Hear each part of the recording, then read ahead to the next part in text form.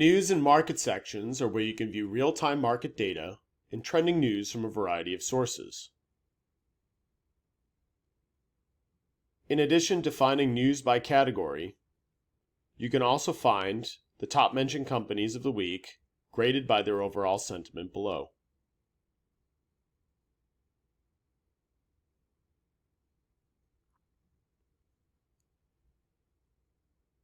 In the markets view, you can see real-time market direction and real-time volatility, as well as the biggest movers of the day and overall sector performance. You can also see overall news sentiment, which uses natural language processing to turn all incoming news articles into a measure of the market's emotion for that particular day.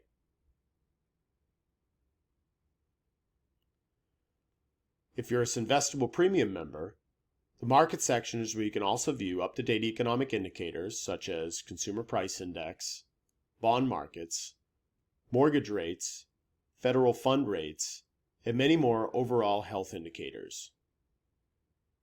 If you're making investments abroad, you can also find market risk premiums by country in the table below.